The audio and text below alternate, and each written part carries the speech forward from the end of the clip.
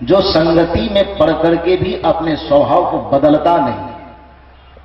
असंगतिशील उसे कहते हैं जो संगति और वातावरण के प्रभाव में आकर के अपनी धारा, अपनी दिशा को बदल देता है।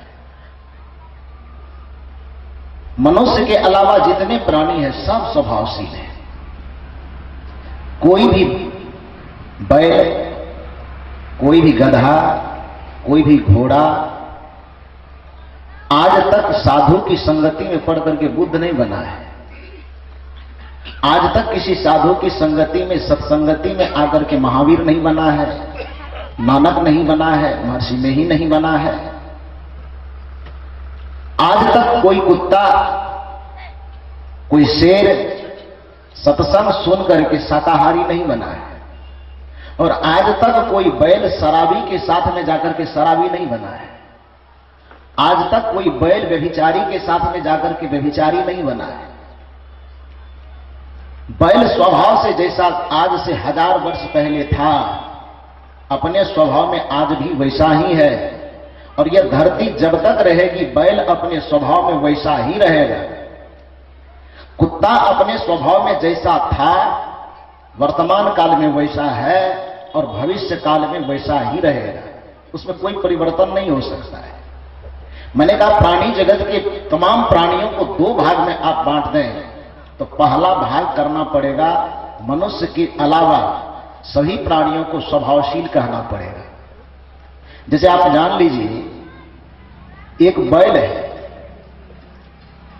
उसको किसी कारणवश 1 सप्ताह भूखा रह जाना पड़ा। 1 सप्ताह से उसको भोजन नहीं मिला है।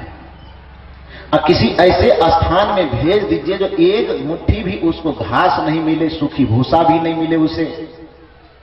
अब वैसे जगह में भेज करके उस बैल के सामने एक नाद में बढ़िया से बकरी का कलेजा काट करके दे दीजिए और मुर्गी का गुट्ठी। वो बैल अपना भूख मिटा लेगा क्या? मिटाएगा? ये बैल को 1 सप्ताह से आप भूखा रखे हैं, 1 मुट्ठी घास उसको नसीब नहीं हुआ है, सूखा भूसा भी उसके किस्मत में नहीं है। और संजोग से ऐसे कसाई खाने में उस बैल को ले जाइए, उसके सामने में बढ़िया से बिरयानी बना करके मुर्गी के टांग का उसके आगे में परोस दीजिए। वो बिरयानी खाकर के तृप्त हो जाएगा? वो बैल भूखा मर जाना पसंद करेगा, लेकिन उस बिरयानी की तरफ नाक ले जाकर के सूंघेगा भी नहीं। ठीक उसी प्रकार से एक बाघ को आप पकड़ लीजिए, खाने के लिए उसको 15 दिन से मत दीजिए कुछ। अब उस बाघ को पकड़ के ले जाइए एक नाद के पास बांध करके, और उसमें बढ़िया से घास की कुट्टी काट करके, हरी हरी घास का, तीसी खल्ली भी मिला दीजिए, थोड़ा नमक वमक भी मिला दीजिए। अब बाघ को उस नाद में ले जाकर के छोड़ दीजिए। वहां क्या होगा? क्या होगा? बाघ भूखा मर जाना पसंद करेगा, लेकिन तीसी खली से मिला हुआ वह घास उठा करके दाना को तिनका मुंह में लेगा क्या? बाघ घास नहीं खा सकता है तो बैल मांस भी नहीं खा सकता है। यह उनका प्राकृतिक स्वभाव है। अपने स्वभाव को छोड़ करके बुद्ध की संगति करके न वो बुद्ध बन सकता है, तो बैल और गधा ओसामा बिन लादेन की संगति करके आतंकवादी भी नहीं बन सकता है। वो अजमल कसाब की संगति करके मुंबई हमला में भी भागी नहीं ले सकता है।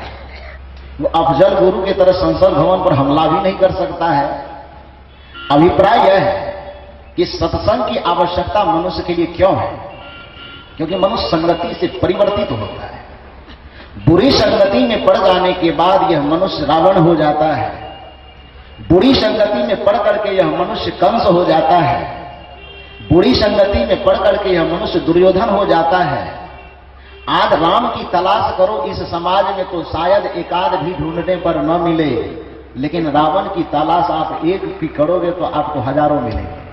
कहा गया, एक भजन में आया है, कल जुग बैठा मार कुंडली, जाऊं तो मैं कहां जाऊं, अब हर घर में रावण बैठा, इतने राम कहां से लाऊं। हर घर में रावण बैठा हुआ है। उतने राम कहां से लाओगे? राम का ही अभाव है ऐसी कोई बात नहीं है। दशरथ का ही अभाव हो गया है, कौशल्या का ही अभाव हो गया है, तो राम कहां से होगा? राम को लाने के लिए तो सबसे पहले कौशल्या होना पड़ेगा ना। राम को लाने के लिए सबसे पहले दशरथ होना, पर फैक्ट्री में गड़बड़ी हो गई है। जब फैक्ट्री ही गड़बड़ हो गया है, अब बताओ कि फरमा गड़बड़ हो तो ईटा शुद्ध निकलेगा क्या? फरमा गड़बड़ हो जाए तो ईटा शुद्ध नहीं निकल सकता है। एक जगह की बात है कि गोड्डा जिला में मेरा कार्यक्रम चल रहा था, तो एक माता जी उधर से आई। अब मां लोगों की आदत बराबर होती है कि अपने बच्चों की बड़ी ज्यादा शिकायत करती है। कितना भी शुद्ध रहे, कितना भी अच्छा रहे, फिर भी यदि कोई बड़ा आदमी आ जाए तो मां कहती क्या करें साहब, बच्चा बड़ा शैतान है, कह देता है ना। आप लोग कहती हो कि नहीं? आप लोग कहती हो? यदि बोलती हो तो ना बोलना, नहीं बोलती तो बढ़िया बात है। मां लोगों का स्वभाव होता है कि बच्चा की चंचलता को भी बर्दाश्त नहीं कर पाती है। अब बच्चा स्वभाव से चंचल होना ही चाहिए, अच्छी बात है। उसकी चंचलता उसकी प्रतिभा को विकसित करने में मदद करती है। कौन आदमी ऐसा है जो अपने बचपन में चंचलता नहीं करता है? कौन आदमी है जो अपने बचपन में नटखटपना नहीं करता है? तो कहने का भी मां अपने बच्चे को शैतान है, तो चंचल है, तो नटखट है, तो बदमाश है, उसका नाम ही रख देते, बदमाश, शैतान। गोड्डा जिला में मेरा कार्यक्रम चल रहा था, गोड्डा के लोग यहां आए हैं, तकलीफ नहीं मानिएगा। तो कार्यक्रम चल रहा था, एक माता उधर से आई, उसके साथ में छोटा सा बच्चा। उस बच्चे को मेरे सामने करके बाबा इसका माथा ठोक दीजिए। मैंने कहा माथा ठोकने से क्या होगा? कई शैतान है, बड़ा शैतान है, बड़ी शैतानी करता है। मैंने कहा कि मुझे तो देखने में इंसान जैसा ही लगता है, शैतान तो लगता नहीं है। अच्छा कह रही हो तो तुम्हारे संतोष के लिए माथा ठोक देता हूं, लेकिन शैतान का इसमें कोई लक्षण दिखाई नहीं देता है। मां कहे कि इसका करामत आप नहीं जानते, सचमुच में शैतान है। हमको क्या हुआ? इसकी शैतानी यह है कि अपनी छोटी उम्र में अभी से सिगरेट पीता है। इसकी शैतानी यह है कि अभी 3-4 वर्ष का रहा होगा बच्चा, कहते अभी से शैतानी यह करता है कि 5000 शिखर गुटखा जो होता है, शिखर के पुड़िया खाता है। मैंने कहा तब इसकी शैतान है। शिखर के पुड़िया यदि खाता है तो शैतान कहने में कोई हर्ज नहीं है। सिगरेट भोगता है इतनी छोटी उम्र में, तब इसको शैतान कहने में कोई हर्ज नहीं है। लेकिन एक डेग इससे आगे बढ़ करके और सोचो तो हमें नहीं लगता है कि ये 4 बरस का बच्चा गोड्डा मार्केट जाकर के सिगरेट खरीद के लाता होगा क्या? 4 बरस का बच्चा गोड्डा के किसी दुकान से जाकर के सिगरेट खरीद के लाता होगा? 4 बरस का बच्चा शिखर का पुड़िया दुकान से खरीद के लाता होगा? विचार कीजिए तो आप लोग, लाता होगा क्या? मैंने उसकी मां से बेहिचक पूछा कि 4 बरस के बच्चे को तुम शिखर खाने के चलते शैतान बना रही हो, इस 4 बरस के बच्चे को सिगरेट पीने के कारण आप शैतान बना रही हो, तो मेरी समझदारी यह कहती है कि दुकान जाकर के न तो सिगरेट खरीदता होगा और न शिखर के पुड़िया खरीदता होगा। तो आखिर इसके हाथ में शिखर और सिगरेट का डब्बा आता कहां से है? तो तब गर्दन झुका करके माथा नोचती है, अब धीरे से कहती है कि शिखर और सिगरेट तक पप्पी फेंक लीजिए। तो मैंने कहा कि तब तो इस बच्चा को शैतान कहने से पहले इसके पप्पा को ही शैतान कहना पड़ेगा। और जिसका बाप शैतान हो जाए तो बच्चा कहां से भगवान होगा? बाप शैतान हो जाए, मां शैतान हो जाए तो बच्चा इंसान हो जाएगा, बच्चा भगवान होगा।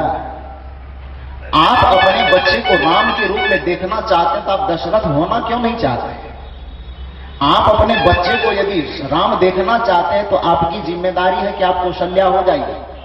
एक बात और मैं आपको बता दूं कि दशरथ जी की 3 पत्नी, सुमित्रा, केकई और कौशल्या। आप इस पर कभी विचार करके देखे हैं?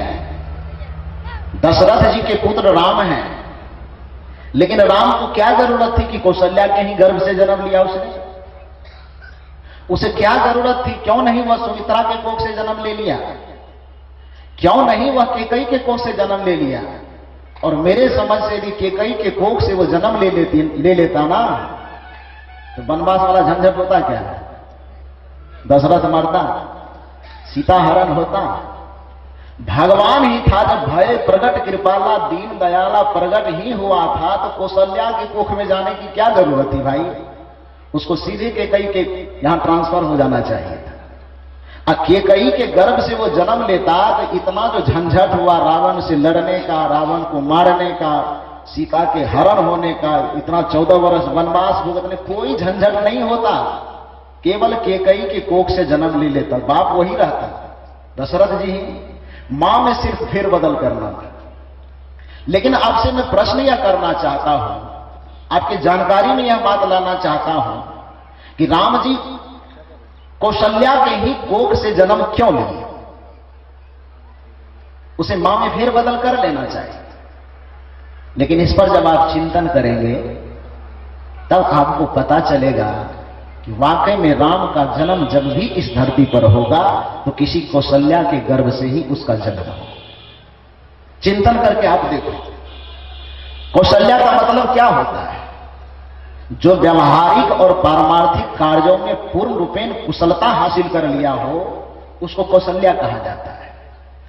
जो अच्छी बेटी होने की कुशलता को जानता हो, जो अच्छी पत्नी बनने की कुशलता को जानता हो, जो अच्छी बहन बनने की कुशलता को जानता हो, जो अच्छी पत्नी बनने की कुशलता को जानता हो, जो अच्छी मां बनने की कुशलता को जानता हो। एक स्त्री के जीवन में जितनी सारी भूमिकाएं आती हैं, बेटी की भूमिका, बहन की भूमिका, पत्नी की भूमिका, मां की भूमिका, इन सारी भूमिकाओं को जीने में जिसे कुशलता हासिल हो गया है, उसी के गर्भ से राम का जन्म होता है।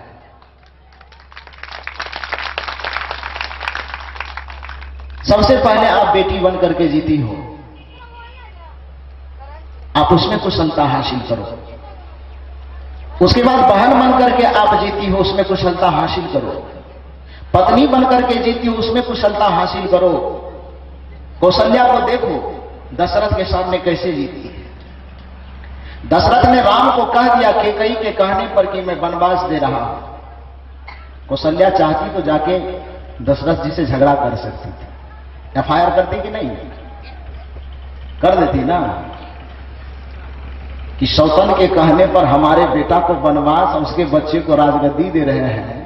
एफआईआर हो सकता है कि नहीं हो सकता है? लेकिन कहीं नमूना है किसी भी इतिहास में?